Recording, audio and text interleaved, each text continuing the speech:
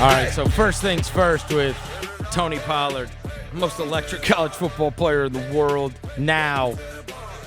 A Dallas Cowboy, of all things. We talked to him before the Memphis season. Then he has an outstanding year, and then it comes the NFL draft. And I will tell you, Tony, I got my hopes up. Norvell was in here with me last week, Friday, right before the draft. And we get done with the show, and I said, so what do you think? And he's like, I think the Rams are probably going to take Darryl. And he's like, they've shown a lot of interest. And then, of course, that Friday night, they kept trading down. And they still ended up with him. And I was like, well, what about Tony? And he's like, I'll tell you, we were at the pro day, and I was walking off the field with the guy from Dallas. And he called back to their room and was like, I just saw this kid, Tony Pollard. He's like, and they've showed interest since. So I've got to imagine, if Norvell thought it might be Dallas, did you have a pretty good feeling that may be where you ended up? I kind of knew that's where I would end up at. That's what I was hoping for. After I went on my visit and met with the entire staff and administration, I met with the counselors, I met with the head coach, I met with the owner, Jerry Jones, I met with his son. And I could just tell, the whole vibe throughout the day and the way they were just talking, just trying to get me involved from, the jump, being able to come in and make an impact. I was hoping that it would be the Cowboys. This is crazy. So they actually had you down there, right? They don't do that for everybody, yeah. Number one. And number two, is that the only place that you went to? That was my only visit. I had another visit set up with the New England Patriots, but something ended up happening last minute, and they ended up canceling it. But, yeah, the Cowboys was my only visit. So, all right, let's go back in time. First things first, you go to the Combine, and you get food poisoning? Yeah, right before I got to the Combine, I had ate some Chipotle.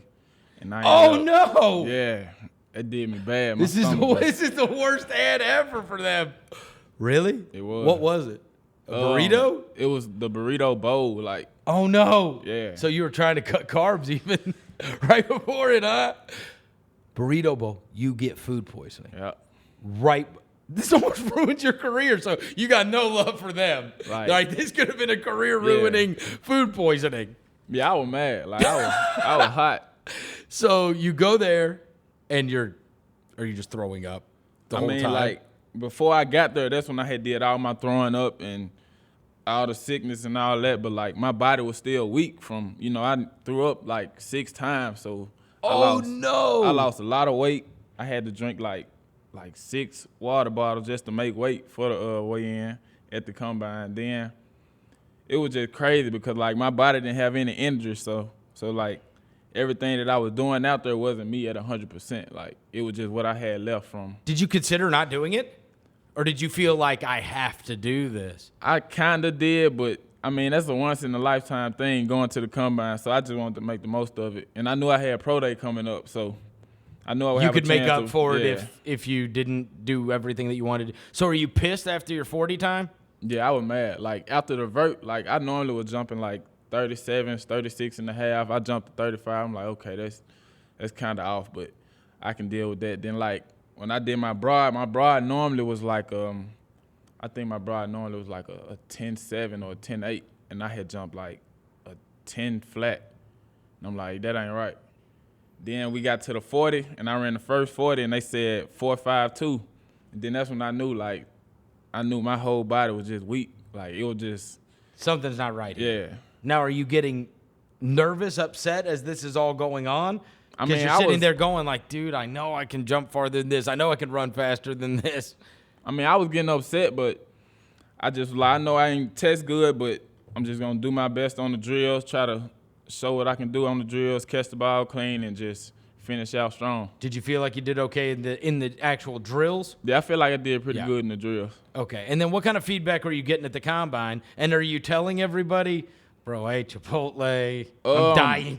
I'm dying.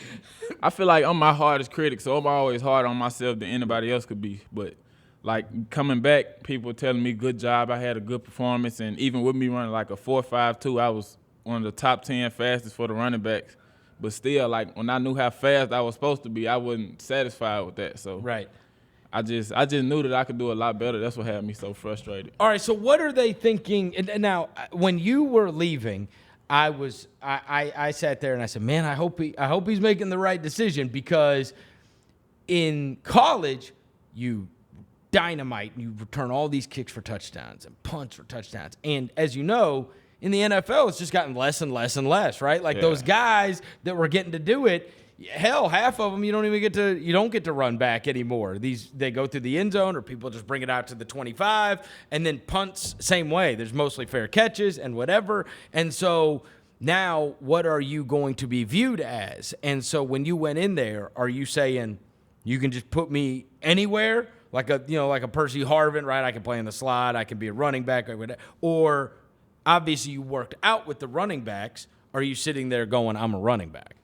Going into it, I wanted to be viewed as a running back that could also line up in the slot and, run routes out of the slot, run routes out of the backfield, and also make plays on special teams, kick return, or no matter where it is, just being able to make plays no matter where I'm at on the field. Yeah. And so what was the feedback that you got mostly? The scouts, that's what they would like. That's what they wanted to hear, because some of them came in thinking that I was going in as a receiver, but I told them that I was a running back that could also play receiver, and they were telling me that's what they like to hear. They wanted to hear that. All right. And so as you go through that process, you get done with the combine. Now you fast forward to pro day. Pro day, you feel like yourself. Yeah. I mean, the time was crazy. Had you run? What it ended up 4.3 what? 4.37? It was sub 4.4, wasn't it? It was so many different times. I had one 4.34. 4.34 is the fastest, right? Yeah. Had you ever run a 4.34 before? I have. What? What was the fastest you ever? The fastest I never ran was a 4.29. What? 4.29. But that was like doing training. You know how training, you're gonna do like a whole warm up, then you're gonna get some practice runs. But pro day is just everything is quick, so you don't get to warm up as much. But I feel like it was a pretty good time though for me. I guess so. Yeah. All right. So then the broad jump, when you said you had jumped a 10.7 or a 10.8, what'd you do on your pro day? I did a 10.5.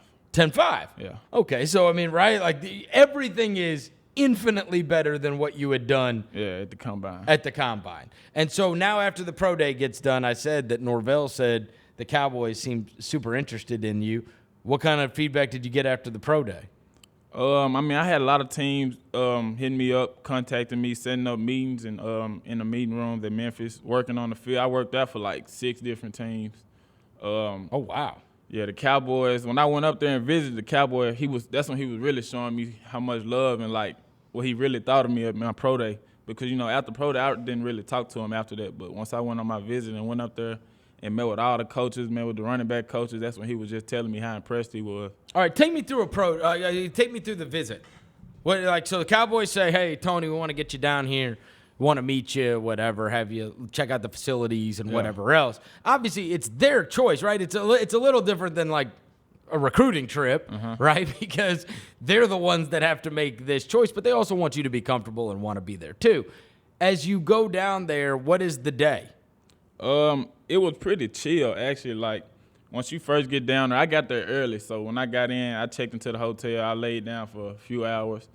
Then I think we ended up having, like, dinner at, like, 6 o'clock, met with all the coaches. Is dinner unbelievable?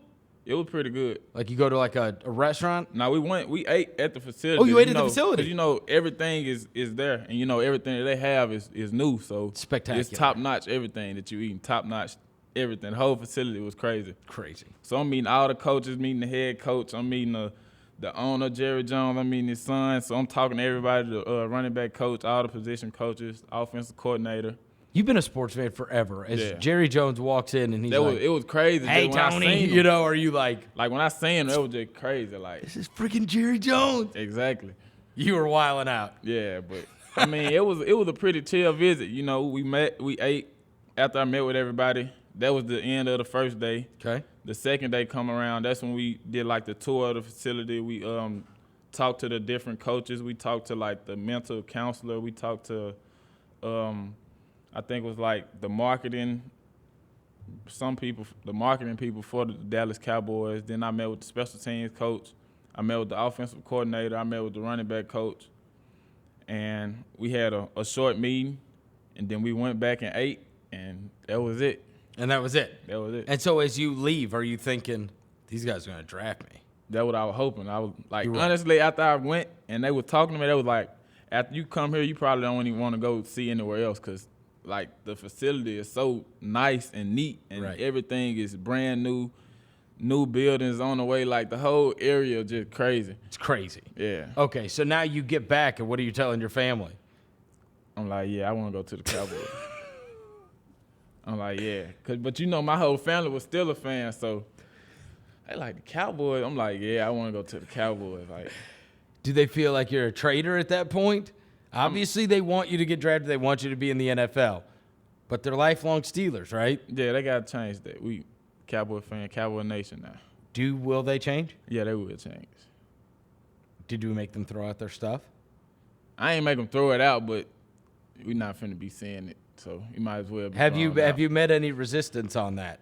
Was there anybody in your family that was upset? My Pee Wee coach, Coach Randy, he's a diehard Steeler fan. He had a Steeler truck.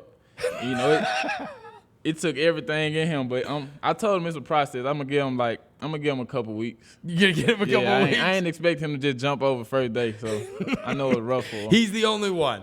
Yeah. Everybody else in the family. And the I mean, family's it hurt at him, least- but I could tell everybody else was gonna change over with no problem. But I know my little league coach was hurting. He's hurting. Yeah. All right, so take me to draft night. Where are you? Who are you with?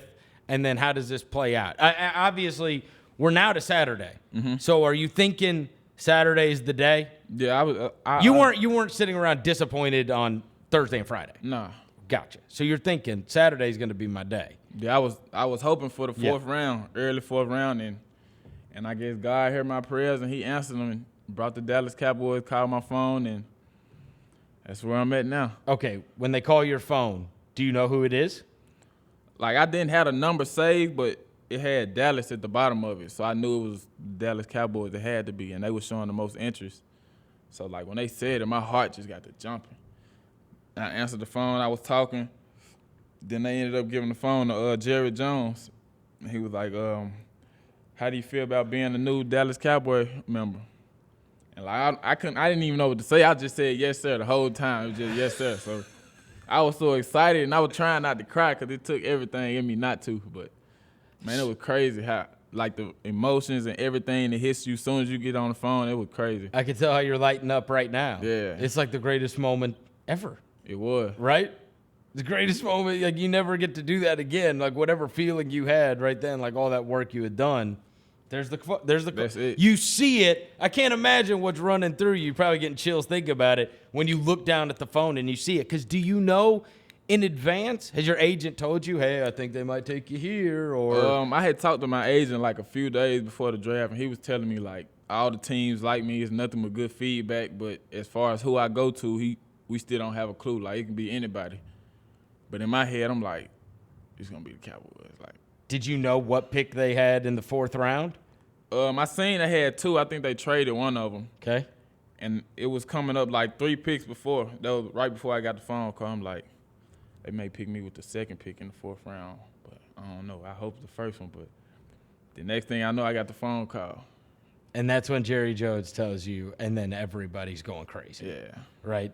At that point, what happens right after? Like, we see the phone call, right? It goes up on Twitter and everything else, and it's all on social media. And then what happens, like, after the phone call? How soon after does somebody call you and be like, all right, now the draft's done, but here's what we need you to do, or here's where we need you to be, or? Like, I'd say probably like a minute after I was on the phone, another guy called me, and I did like 3 radio interviews on the phone. And then he hung up and just told me to enjoy the day and enjoy the moment. He was like, he would get back with me with my travel arrangements next week. And then, like, I had to cut my phone off because, like, it was too much going on. And my phone, it had stopped working. Like, I couldn't even get on my phone no more because it was just going crazy. Like, after, like, oh, with all the social media man, and the notifications? probably like 5 or 10 minutes after I got off the phone, I had like 2,000 followers on Instagram. That's the Dallas Cowboy bump. That was crazy. Did you have to go through it and make sure you deleted some crap from long ago or something? Did you have to check against I had it? been pretty good on my Instagram, so I think I was pretty clean. You added, it was 2,000 within a couple hours? Yeah, no, within some minutes. Like The second you got drafted? Yeah.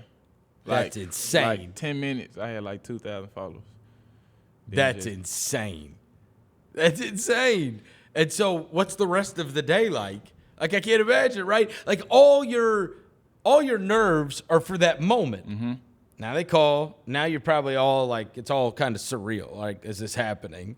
You do the radio interviews, whatever. And they say, well, hey, we'll call you next week. And then obviously you're worried about your phone. Your social media is all going crazy. Your friends are all trying to get a hold of you, whatever else. And what do you do? I mean, I was at my auntie's house, and, you know, it was just a whole bunch of family there. We just stayed, ate, you know, enjoyed the time, and just made the most of it. And you're just are you sitting there the whole time going, I can't believe this? Man, it was crazy. It's got to be. Yeah. It's got to be the craziest. And so now you go in next week? Next Thursday. Next Thursday? Yeah. All right, next Thursday you're going to head out. Now, this afternoon at 4560, Pollard's Barbecue, no less. Have we taken all the Steelers stuff down at Pollard's? Oh, yeah. It wasn't even in there. But okay, good. We're probably going to see some Dallas Cowboy stuff up. We better, right? We need to have like one of those stand-ups of you. We might even have a whole Dallas Cowboy truck out front. You know. Well, you score a couple of NFL touchdowns, they're going to turn it to Tony Pollard's Barbecue, right? So that all of a sudden the people are like, oh, that's the football player, Tony Pollard, right? So we got 4560 Elvis Presley Boulevard, 4 to 6 today. You're going to be doing an event. Yes, sir. People can come out there and get autographs or whatever else. Yes, sir. The first 50 people to buy a slab or two get autographed pictures from me. How about that? All right, so we're doing ribs and Tony Pollard autographs. Yes, sir. It's the best deal ever. Do I know what? Here's my thing. So people were like, when do you get to Jersey? I was like, I'll have one by Monday. Because I'm all caught up in it too, right? And I was like, is he wearing one? Man, I wish. What? What are we doing? Right now I've been hearing 36. I think that's going to be my number going in the count. We don't know, though. I don't know if it's for sure. I won't know till I can't get a there. jersey until I know your number. Yeah, I wouldn't advise you to right now. Who's got one? I don't think you can get one at running back. Oh. Yeah, you know, NFL. So you have to buy the standard. Yeah. What did the guy that played slot and everything last year, Tavon, he wore single digits, didn't he? 11. Oh, he had 11. Mm-hmm. So it's got to be double digits? Yeah, I think I can work my way. No. Hold on now. Doesn't Fournette wear a single digit?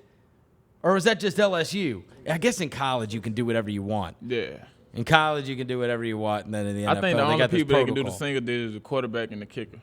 Oh, shoot. I love one. Man, I love it. Yeah, your punter wears number 1. We can move off Your that. punter wears Our one. punter is awesome, by the way. Yeah, shout out to the punter. Your punter wears 1. You have 2 punters. You got another one that wears 6. Who wears one? You got a kicker that wears 2. Wait, who wears number 1? Casey Redford. That's the backup punter. Shout out to him. Tony can say that's a future teammate, man. Yeah, that's a true. teammate. We need, and you can't wear one anyway. Yeah. Right? Why 36? I mean, they just gave it to me, but I think. Oh, you don't get to pick?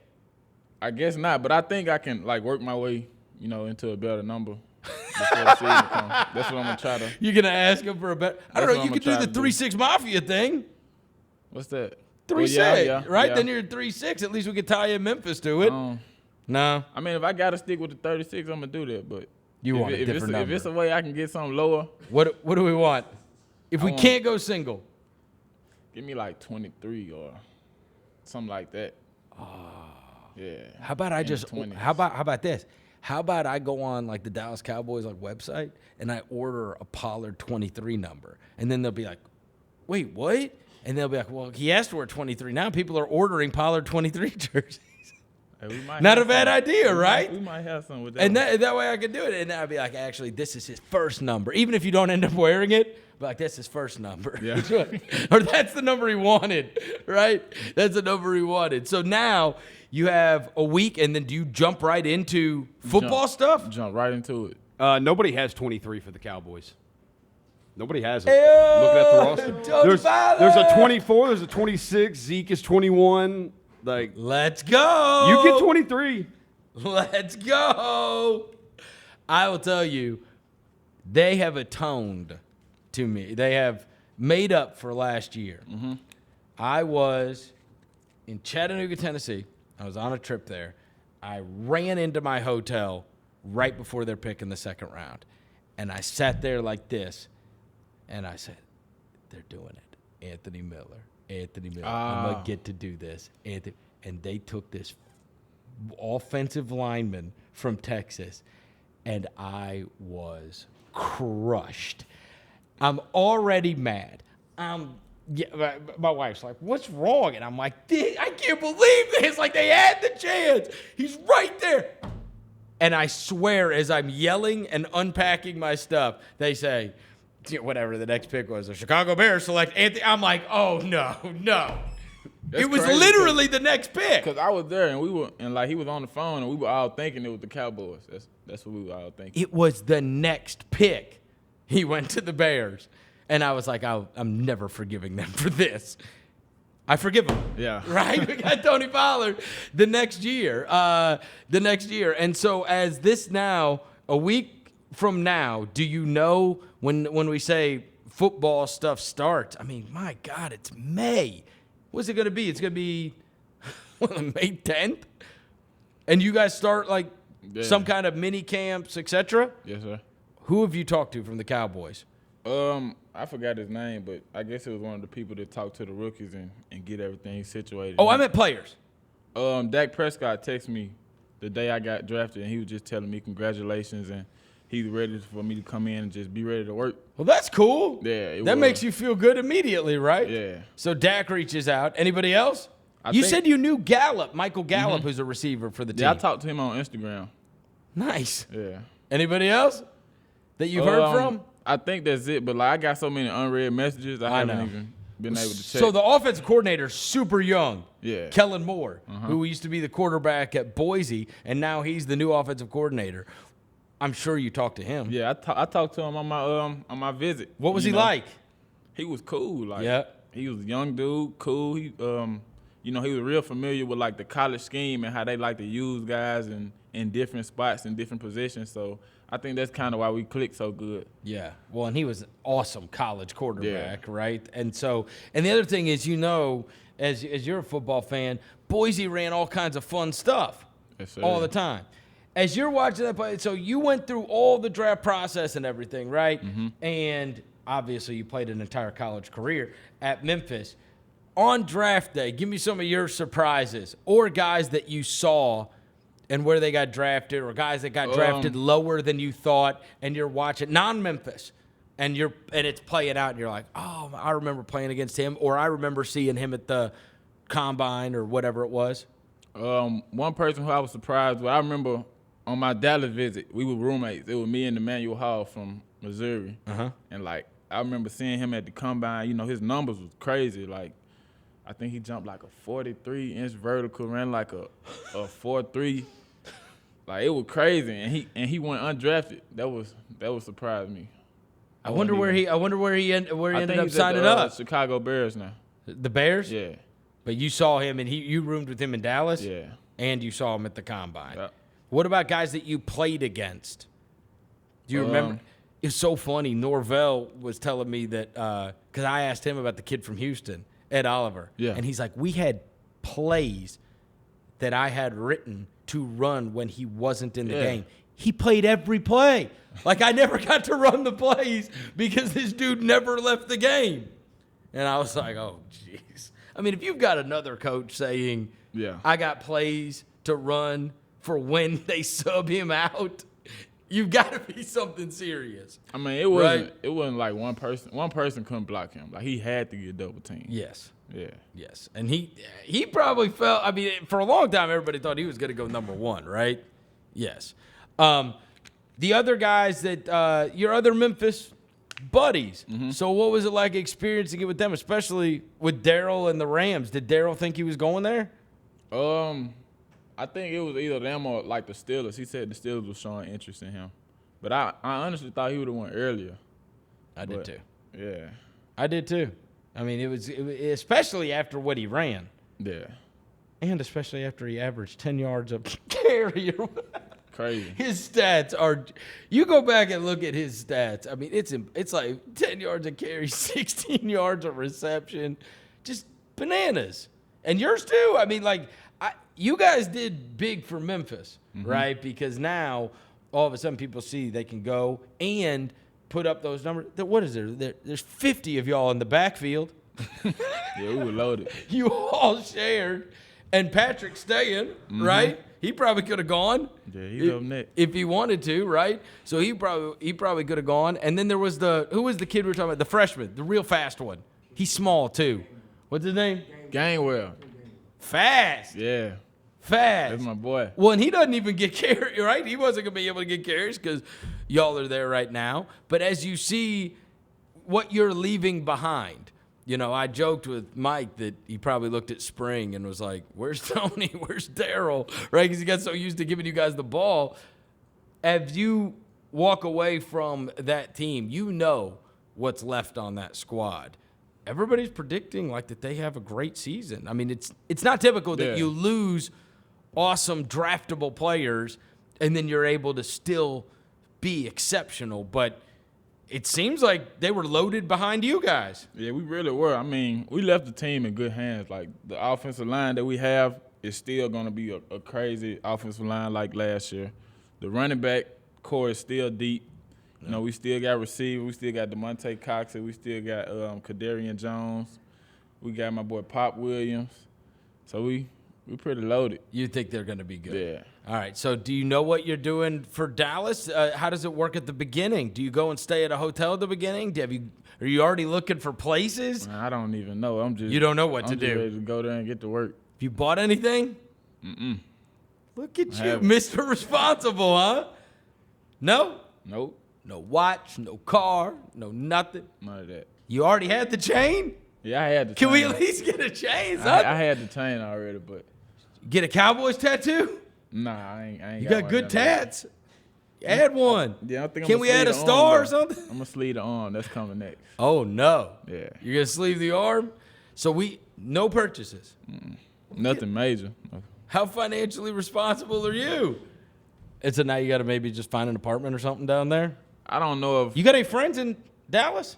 I mean, I know a couple people down there, but I mean, I know we're gonna be locked in once we get down there and working. But I think like once we get down there, they may have all the rookies in like the same little housing area until like the rookie mini camp is over. But I don't know because I'm a rookie. Did you talk to any of the other rookies? Nah. Did you talk to Anthony? Yeah, I talked to him. What'd he say? He just said congratulations, and he was just saying how big of a market I was in, and like, cause you know you got Chicago, that's another big marketing area, and Dallas, America's team, and that's what he was telling me, and then he was just telling me just make sure I know my plays and just get to work. Yeah, because there's just no way. I guess you experienced it immediately. There's some places if you get drafted, you don't add 2,000 Instagram followers immediately, right? It's crazy. Not to mention all these Instagram followers that you got. What'd you say, 2,000 extra? Mm-hmm. So I follow you on there. You know what you're the king of? What? You know. What are you the king of? Come on, man. I don't know. Tony, come on. What are you the king of? You tell me. If you click on stories, you got 1,000. Oh, I'm like, boy, I'm going to have to watch Tony Pollard stories for an hour. Look at that first day was like, crazy. you know, like if you ever click on mine, you might get three links. three little links, and you might just be able to snap through them. You're bored, to snap or two. Nah. You've got to mine through if you want to get to something different. Like, hey, I remember Tony Pollard put up. Like, I could tell them, I could come in here and be like, yo, did you see Tony Pollard's Instagram story? They might be sitting there for an hour before they get to what I was talking about. You're putting on a show for all these Cowboys fans crazy. now, right? Hey, have you looked at your schedule? I haven't. You get in week 14 and week 15, you get the Bears and the Rams back to back. Yeah, I did see that. You though. get Miller I and did see Henderson that. back to back weeks. Yeah. Ooh.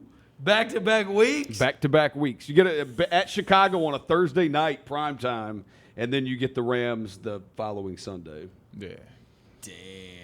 You know how cold it's going to be in Chicago that night in the middle of December. The other thing is you're going to a loaded team. Yeah. You know the team, right? The team. There's nothing better, no better feeling than going to a place where you know you're going to win. They're going to win. They're going to win, right? I mean, when they've had Zuki Elliott, Dak Prescott, Amari Cooper, I mean, they're loaded. All type of people. They're right, and they're loaded, right? So now just and the defensive guys, they re-signed DeMarcus Ware. Mm-hmm. They got Leighton Vander Esch and Jalen Smith. Now that's who I need you to make buddies with. I want to see you go and hunt a wolf. You know that's what Vander Esch does. Yeah. He's a wolf hunter. I want you to become buddies with him so you can travel to his hometown and you can go wolf hunting with him. I guess. You think you can go wolf hunting? I Would you hunt a wolf? don't know about that one. Have you ever been hunting? I haven't. Never? Nope. I ain't hunting a wolf. Yeah, I don't know about that one. You got that one. You don't know. That's all you. You're not doing it. What do you think your Madden rating? Ooh. That speed better be 99. Close to it. I don't know. I know, man, they like to do you bad. And man, they like to downplay you. So I feel like, man, probably overall they'll have me at like,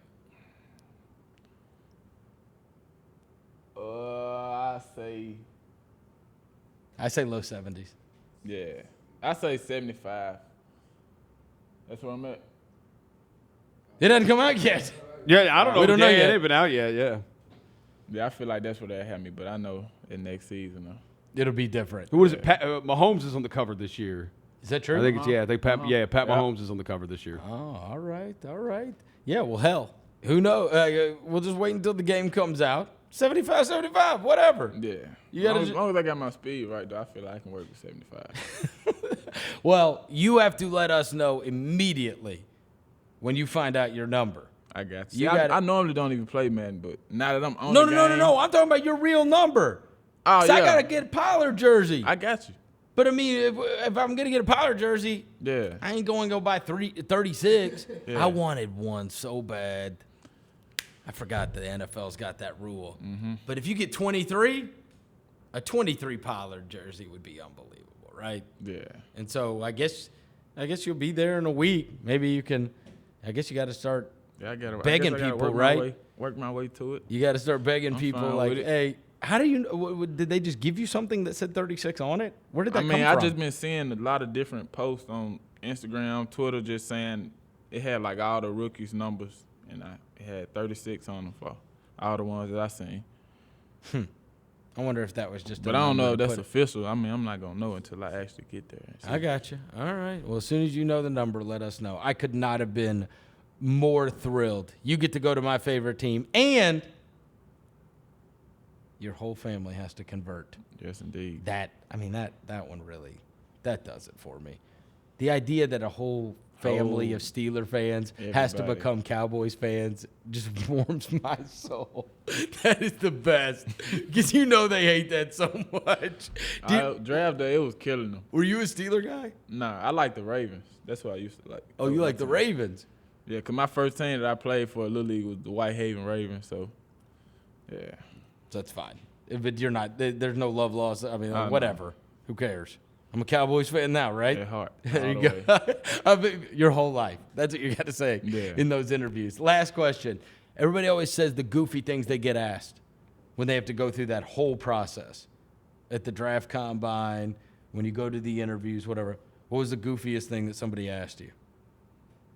The goofiest thing. Yeah, like something that they made you answer.